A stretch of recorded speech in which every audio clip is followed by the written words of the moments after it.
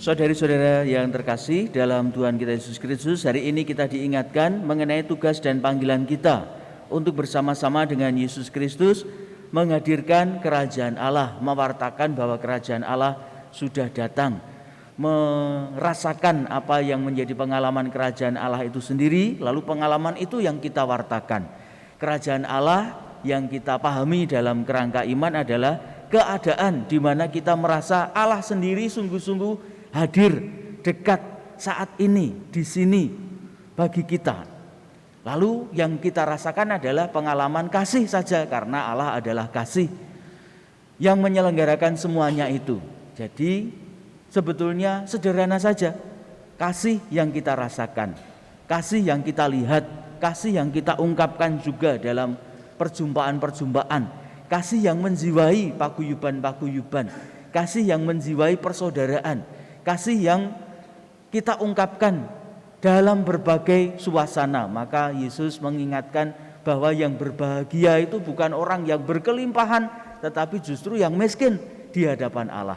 Bahwa orang yang berbahagia itu bukan orang yang guyang-guyu sak lawase, tetapi justru ketika orang merasakan kesedihan di dalam batinnya, disitulah kerajaan Allah itu hadir dan dekat, karena dia akan dihibur oleh Allah. Nah, kita juga diajak untuk mencermati pengalaman-pengalaman hidup kita masing-masing, supaya tidak hanya menjadi pengalaman kemanusiaan kita belaka, tetapi menjadi tempat di mana kita merasakan kerajaan Allah itu hadir.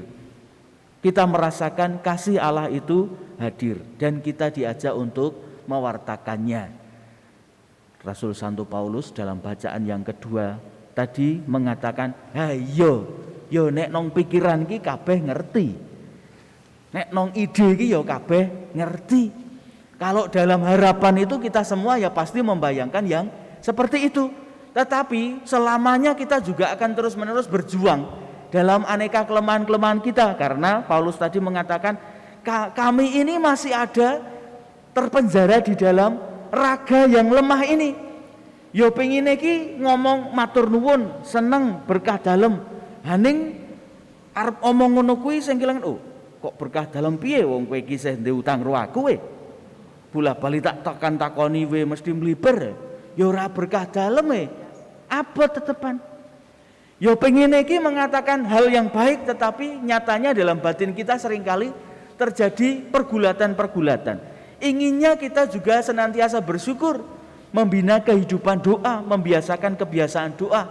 Ning nyatane abot le nonton bal-balan timbang le sembayang. Abot le nonton sinetron timbang le sembayang. Abot le maca sing liya-liyane timbang maca kitab suci dan lain sebagainya. Itu perjuangan dan pergulatan kita setiap hari. Maka Yesus juga tahu itu semua. Bukannya kita lalu meniadakan kedagingan kita, bukannya kita lalu meniadakan segala sesuatu yang berkaitan dengan kelemahan-kelemahan kita, tetapi kita juga berjuang bersama-sama supaya kita mampu melampaui apa yang menjadi kekurangan dan kelemahan-kelemahan kita. Dan selama-lamanya pasti akan begitu. Kita ini akan ada terus-menerus dalam perjuangan, nyang-nyangan terus dalam batin kita. Dan kebiasaan-kebiasaan itu yang akan mendidik kita setiap hari. Dalam keluarga misalnya, kalau keluarga-keluarga itu merasakan anak-anak yang bertumbuh, anak-anak sing manis-manis, cantik-cantik, wong tua ngrasake bocah-bocah sing manut karo wong tua, lah anane meng seneng, ya kan? Tapi apakah kenyataannya seperti itu? Ora. Nanti wae mesti bocah-bocah ki sok protes karo wong tua. Nanti wae mesti setiap kali orang tua menyampaikan hal yang baik, biasanya akan ditanggapi dengan penolakan. Maem sing bergizi iki luwih angel dikulinake timbang maem sing ora bergizi. Dan itu memang perjuangan dari keluarga-keluarga. Tantangannya adalah bagaimana keluarga tetap bisa bersyukur melihat dinamika yang seperti itu. Nek sing penak-penak matur nuwun karo Gusti, anake sregep-sregep, wong tuane ndemenake dilalah kok ya rezeki iki ana terus, ora usah dijaluk we. Mesti ana. Matur nuwun. Tetapi sebaliknya ketika tidak ada dan kita masih bisa mengatakan terima kasih, Kok dilalah dina iki ya seret, arep dagangan ya susah. Dilalah bocah ya rewel, penjalukane ya werna-werna, ngerti ora ana duit kok malah apa-apa dirusakke. Lalu kita masih bisa mengatakan, oh matur nuwun Gusti, kabeh kuwi mau ora ana ning isih diparingi urip. Matur nuwun Gusti, ora duwe duit ning kok ya isih warak. Matur nuwun Gusti, dene anane kok ya bocah kaya ngene iki ben aku pinter. Itu tantangannya. Hari-hari ini saya sedang membaca profil-profil dari lingkungan-lingkungan, sejarah dari lingkungan-lingkungan. Paroki kita ingin supaya kita bisa bertumbuh bersama-sama dalam paguyuban-paguyuban, mulai dari lingkungan, supaya lingkungan kembali kepada realnya, supaya lingkungan kembali kepada fungsinya, bukan cuma tempat orang tinggal atau 1-2 orang yang berperan, tetapi semua orang bisa ambil bagian di dalamnya. Dan kalau Anda membaca, dan Anda nanti perlu membaca bagaimana lingkungan-lingkungan kita masing-masing itu bertumbuh dalam perjuangan-perjuangan seperti itu. Dan sebagian besar itu memang awalnya dari kesulitan-kesulitan. Umpamanya ada tokoh yang mengatakan pada mulanya saya pindah di tempat ini orang ngerti sapa iki sing Katolik ning kiwa tengen kene iki sapa ora ngerti. Arep takon sing Katolik engko nek diseneni, arep sembayang dhewe engko ndarani demonstrasi piye malah didemo wong. Lalu mulai berjalan-jalan nonton omah ngendi sing roster bolongan angine iki salib, engko tak takonane. Mbok menawa kuwi ya padha-padha wong Katolik. Dan ternyata betul. Lalu muncul 1-2 keluarga tambah mriko nika nggih ketoke wong Katolik. Kok ngerti nek Katolik? Nggih, wong saka rupane iki ketok Katolik. Lah bedane apa rupa Katolik karo rupa ora Katolik? Padang. Bener Dajjal ditakon. Oh betul. Lalu itu mulai bertumbuh sedikit demi sedikit. Ada yang mengatakan ora gampang lho mbiyen ming arep sembayang ning desa kene iki wae. Kudu ndelik-ndelik.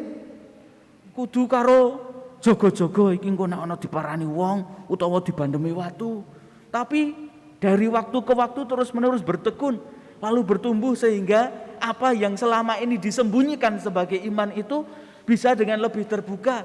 Kalaupun toh tidak diwartakan sebagai iki aku le Katolik, apese diwartake aku ya padha karo kowe, padha-padha menungso, awake dhewe nek jak makan-makan ya seneng, nek nggonmu ana kerepotan aku ya gelem ngrewangi, nek desane awake dhewe ana keperluan aku ya iso, sing iso tak nehke tak ulungke, lalu bersama-sama bertumbuh. Semua membutuhkan perjuangan. Maka kerajaan Allah yang dihadirkan itu memang terus-menerus begitu. Dan kita akan terus-menerus dipanggil untuk ambil bagian di dalamnya. Yesus mengatakan bahwa ketika kerajaan Allah itu hadir, bukan lalu kesulitan-kesulitan itu sirna, bukan lalu kesedihan-kesedihan itu hilang, bukan lalu kelemahan-kelemahan dan kecenderungan kita untuk berbuat dosa itu lalu sungguh-sungguh tidak ada. Tapi justru dalam kelemahan-kelemahan itu kita diajak untuk berjuang, kita diajak untuk saling membantu satu dengan yang lain, saling menguatkan satu dengan yang lain, sampai semua orang merasakan kasih yang sama, baik di keluarga dan lebih-lebih yang sedang kita pelajari bersama-sama dalam dinamika hidup gereja kita di lingkungan kita. Ketika orang mengatakan, oh iya aku ditresnani, iya saya dikasihi. Sebagai pengalaman, kita punya pengalaman bermacam-macam.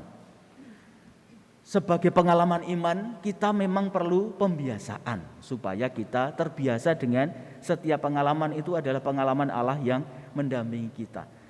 Pengalaman itu misalnya begini, kita berjalan neng dalan weruh watu, lak lumrah ya, pengalaman biasa. Menjadi pengalaman berbeda ketika kok ono watu neng dalan, tak guang, tak singkirke engko ndak aku kesandung. Pengalaman baru berhenti pada diri sendiri. Tapi kalau kita mengatakan, tak buang, tak singkirke, ojo nganti ana wong liya liwat dalan kene kesandung tiba. Itu lalu menjadi pengalaman sosial karena kita sudah berpikir mengenai orang lain. Tetapi ketika kita mengatakan ana watu, tak singkirke, lalu kita merasa bahwa matur nuwun Gusti, aku kok mau duwe rasa krentek nyingkirke watu ning dalan kuwi. Ora kok mergo aku iso weruh watu kuwi ning aku ya kelingan. Aku iki melaku 10 kilometer weruh watu siji tak singkirke. Di jalan yang lain barangkali orang berpikir hal yang sama sehingga sampai saat ini saya tidak jatuh. Dadi aku ki diberkahi Gusti mergo kesadaran sing paling sederhana kaya ngono kuwi. Ora mung aku sing duwe kesadaran, nek yo wong liya. Aku ora berperan, iki ora mung kiprahku dhewe. Mergo aku nyingkirke watu siji, tetapi di sepanjang perjalanan ini pasti ada orang lain yang menyingkirkan kerikil-kerikil lain yang banyak sehingga saya bisa selamat. Matur nuwun Gusti, mergo iki dumadi saka pirantine werna-werna. Lalu itu menjadi sebuah pengalaman iman. Nah, supaya bisa melihat pengalaman seperti itu, ya perlu dibiasakan. Dan lebih-lebih lagi ketekunan-ketekunan kita setiap hari. Hari ini kita kembali ke masa biasa. Setelah kemarin kita merayakan peristiwa-peristiwa besar dalam gereja. Seminggu yang lalu misalnya, anak-anak menerima komuni pertama. Nek pas nompo saliro dalam sing sepisanan kuwi kan rasane bunga. Semangat le nyawiske, kenceng keluarga yo tenanan le nyawiske. Tapi justru pergulatannya adalah nek pas wis nompo terus ki piye carane le njaga. Bagaimana caranya terus-menerus untuk menjaga? Hari-hari ini sudah mulai ada manten-manten yang menikah. Nek pas nyawiske pernikahan itu le semangat, le tenanan, le janji, le bangun niat, le gambar tridik-tridik, terentang-terentang warna-warna. Istimewa sekali. Tetapi perjuangannya adalah ketika sesudah 5 tahun kok rupane saya elek. Sesudah 10 tahun wis elek, kayak ora kena dijak omongan. 15 tahun elek ora kena jak omongan, ora kena jak nyambut gawe. 20 tahun aneka macam pergulatan itulah perjuangan untuk menghadirkan kerajaan Allah di dalam kehidupan kita setiap hari. Saudari-saudari yang terkasih, kita tetap bersyukur bahwa kita menerima Kristus yang mengajak kita mewartakan kerajaan Allah. Ukurannya adalah kasih yang bisa kita rasakan, kasih yang bisa kita temukan dalam setiap pengalaman hidup, dan kasih itu yang akan kita wartakan justru melalui pengalaman-pengalaman kehidupan yang sulit, melalui tantangan-tantangan kita ketika kita berusaha mewujudkan impian-impian kita. Itulah Allah hadir dan menyapa kita, mendewasakan kita. Justru ketika kita mau ambil bagian dalam hal yang tersulit, itulah Kristus akan memberikan kepada kita berkat dan pembelajaran baru. Kita syukuri di dalam perayaan Ekaristi ini. Kemuliaan kepada Allah Bapa, Putra dan Roh Kudus,